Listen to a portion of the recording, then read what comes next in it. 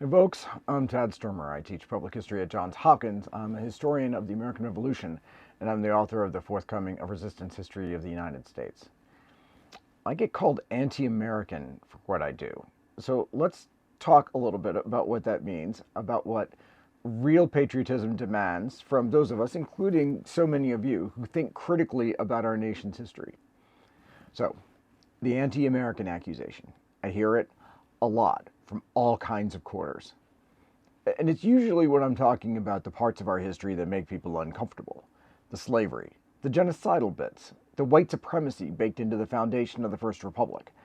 And some folks, and they often mean well, they ask if I can't, soften it. Aren't you worried you'll alienate people before they hear you out?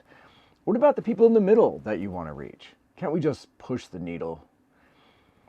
I used to get where that question comes from, but it's a bit lost on me now. After serving this country in the Army, working in Congress, and now spending my days digging through its history and how that history informs its present, my patience for sugarcoating the truth is pretty thin, especially because I see the damage that's wielded by people who misuse it. And I know that yours is too. Now, I love this country. It's somewhat ridiculous to have this conversation. And I firmly believe that as an American, it's not only our right to question our history, it's our obligation. If you truly love your country, if you genuinely want what's best for it, and everyone in it, you have to be willing to truly know it, warts and all. I know that the people who know me best are the ones who love me most, and sometimes, like with me, that takes a little bit of work. You have to understand we as Americans come from, how all of us, every single one of us, got here, or were always here. And that's not cynicism. That's the bedrock of any real progress. My love for this country is too deep to watch it fall apart because we're too scared to look its real history in the eye. We're too afraid of what it might mean for our sense of self to ask whether we've been lied to about it for our whole lives, to even question it. When we keep propping up enslavers as flawless heroes and act like their 18th century deeply exclusionary ideas are some kind of timeless wisdom, we're not being patriotic, folks. We're actively choosing to carry their baggage. When we embrace their words, we embrace their worldview. We're making it easier to dismiss modern inequality. Why? Because they could. To pretend it's not tied to the rotten roots that we've refused to pull. That's not just bad history. It's a dangerous mindset. If you adopt the language of abusers, you adopt their thinking. And some people ask me, don't all nations use myths, and isn't myth-making necessary or valuable? That's a totally legit question. And a lot of nations have their identities built by myths. So the answer to that question is, well, maybe, but it depends. In the American context, our myths have historically been a fast track to a toxic brand of nationalism, even ethno-nationalism at its very heart, and it still is. The kind that demands blind loyalty, silences dissent, and has been used to justify some truly awful things that look and walk and talk a lot like authoritarianism. We've seen it before, and we're seeing the playbook run again. And this isn't a new observation. George Santayana wrote that famous line, "Those who cannot remember the past are condemned to repeat it." He wrote that when he was a philosophy professor at Harvard, and he was in the thick of observing American culture at the dawn of the 20th century.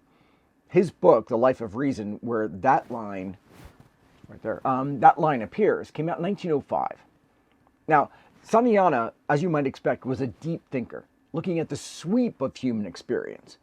But he was also an outsider-insider in America, critiquing what he saw as a young nation, often much more enamored with its perceived innocence and forward momentum, almost thoughtless forward momentum, than with a deep critical engagement with its own or with others' histories.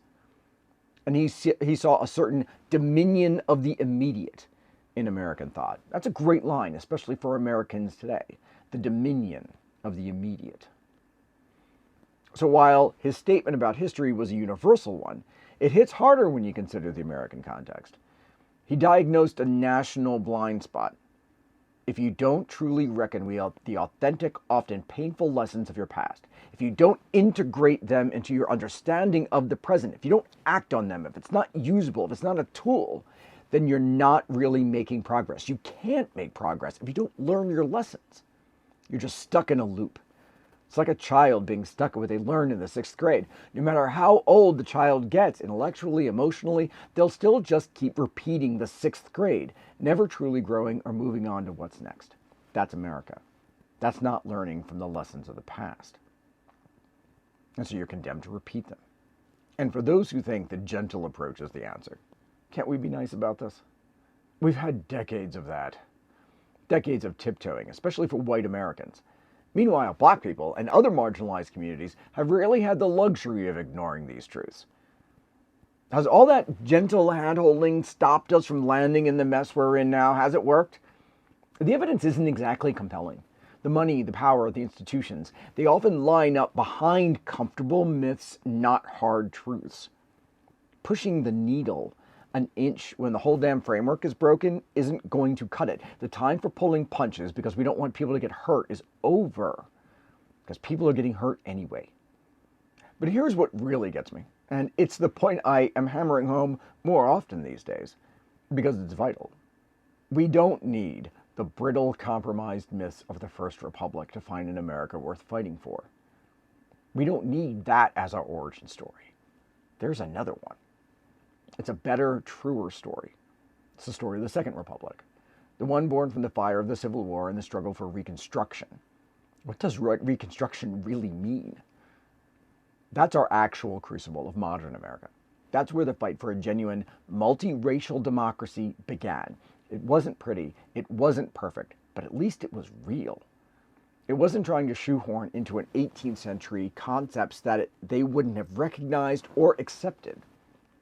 The heroes of the fight for the refounding, the Second American Revolution, the everyday people who resisted and persisted, and people like Thaddeus Stevens and Frederick Douglass and Frances Ellen Watkins Harper and the founders of the first HBCUs talk about building parallel institutions as an act of resistance when the institutions that are supposed to serve you fail. They don't need mythologizing. Their stories, like historians like Eric Foner, and my favorite on this subject, Manisha Sinha, go read her stuff, have shown is powerful enough on its own, even in its failures, even in its collapse. And there are people you don't know enough about because someone is on to the 137th book about George Washington and his sheep. This is about loving not just an idea of America, but loving Americans, all of them, regardless of how long their family has been here or how they got here, enough to build a country that truly includes them. That's the America I can get behind. That's the America that I can be pro about. That's a legacy of resilience and inspiration we should be claiming. My job, as I see it, as a public historian who works through my own version of restorative history, isn't to sell you a political viewpoint. It's not to sell you anything. It's to arm you with an honest historical foundation.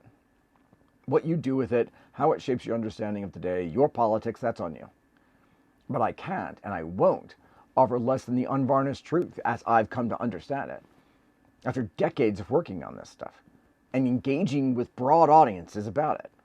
If people still want to build their worldview on fantasies after that, like listing Jedi on your religion in the census, well, you do you.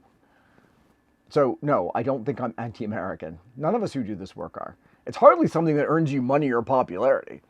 I'm anti a fairy tale America, an America that never was and still isn't real for too many and is actively holding us back from what we could be.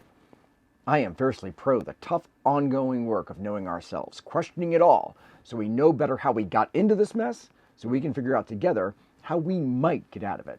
And yeah, there's much more about this in my book coming next spring.